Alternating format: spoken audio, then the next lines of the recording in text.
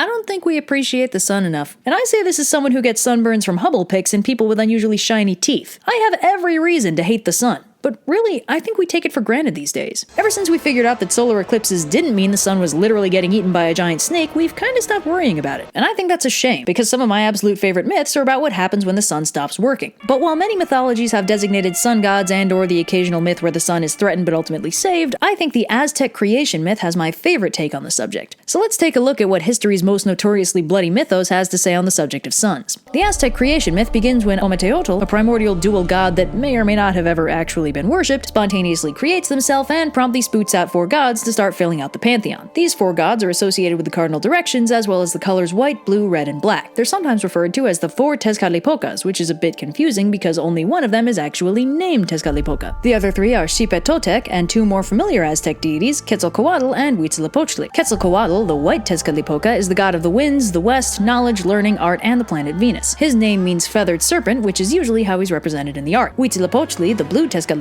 is the god of the south, along with war and human sacrifice, and his name means hummingbird of the south. Xipetotec, the red Tezcatlipoca, is the god of the east, along with agriculture, farming, springtime, and disease, with his name meaning our Lord the Flayed One, which, might be why he's red. Anyway, rounding out our roster is Tezcatlipoca, redundantly called the black Tezcatlipoca, who's the god of the night sky, hurricanes, obsidian, chaos, conflict, and jaguars. His name means smoking mirror, which is cool as hell. So these 4 gods do what gods do best and start trying to make stuff, but the problem is right now the universe is just this big empty void hovering over a primordial ocean that's home to Cipactli, a giant monster crocodile eldritch abomination thing with big ol' crocodile mouths on every joint of its body. I'm picturing a Jacob's ladder made of nightmares. And whenever they make anything, it falls into the ocean and Cipactli eats it. So Tezcatlipoca and Quetzalcoatl come up with a plan that'll kill 2 birds with 1 stone. Tezcatlipoca lures Cipactli to the surface, incidentally losing a leg in the process, and the 4 gods catch and kill it, then repurpose its nightmare bear trap body into the land. However, Cipactli is only kinda dead, so in order to keep it happy, the gods promise it regular blood sacrifices so it won't eat their stuff anymore. So yeah, in the Aztec cosmology, the Earth itself is a starving primeval monster that wants nothing more than to eat everything at all times. Let's file that under yikes and move on. So now they've got some land to work with, and the gods get to work making a bunch more gods, plus some humans, although these humans are giant for some reason. Anyway, that's all cool and stuff, but this new world is missing something. It needs a sun. So Tezcatlipoca decides to give it a shot. He becomes the sun, but for some reason, either due to the loss of his leg or the fact that he's a god of the night, he can only manage half a sun. But that works fine, and things go alright for a while. But over time, Tezcatlipoca develops a bit of a rivalry with Quetzalcoatl, and one day, Quetzalcoatl whacks him out of the sky with a big stone club for some reason. Tezcatlipoca takes this so badly that he calls down a rain of jaguars to eat everybody, and that's how the first world ends. So, with humanity extinct and Tezcatlipoca thoroughly unfit for duty, Quetzalcoatl steps up to the plate and becomes the second sun, after the gods whip up some new humans. Smaller this time, probably so they leave less of a mess. Now, Quetzalcoatl loves these new humans, but over time they stop being quite as respectful to the gods as maybe they could be, and they maybe start taking them a little for granted. And who should take offense to this but Tezcatlipoca, who punishes the wayward humans by transforming them all into monkeys. Quetzalcoatl is so upset about the loss of his humans that he blows all the monkeys off the face of the earth and goes home to sulk. Well, time for sun number 3, I guess. Quetzalcoatl makes some more humans, and Tlaloc, a rain god, becomes the 3rd sun. And he does a pretty good job for a while, until Tezcatlipoca seduces Tlaloc's wife, the fertility goddess Xochiquetzal, and Tlaloc gets so upset that he refuses to let it rain at all. After a while, the desperate prayers of humanity start getting on his nerves, so Tlaloc is like, "Oh, you want rain? I'll give you rain!" And then sets off a rain of fire, burning the entire world to the ground and wiping out everything again. You know that's not what they were asking for, come on, man. Well, Tlaloc steps down as the sun and remarries, this time to the water goddess Xalchutlicue, who also steps up to become the 4th sun. Now, Xalchutlicue is a total sweetheart and dotes on her new humans, but here, take a guess who screws this up. Yep, our old buddy Tezcatlipoca accuses Xalchutlicue of being a total poser who's only pretending to like those humans so they worship her. This cutting accusation is so hurtful that Xalchutlicue cries blood for 52 years and drowns everybody. But at this point, Quetzalcoatl is getting real sick of having to build new humans every few years, so instead of starting from scratch, he stomps down to the underworld, steals the bones of all those dead humans from the underworld god Mictlantecuhtli, and stomps right back up again. But not before he trips, falls in a hole, and breaks all the bones. Don't worry, it doesn't do anything bad, but this is used to explain why people come in different heights now. Anyway, Quetzalcoatl dips the bones in his blood, and the humans all come back to life, and enter the world of the 5th and current sun, staffed by Huitzilopochtli. And while according to the mythos he hasn't screwed up yet, he's in constant conflict with the moon Coilxauhqui and the stars, who are also scary skeleton ladies called the Tzitzimime. The Aztecs believed that the world of the 5th sun would end in a catastrophic earthquake, so I guess,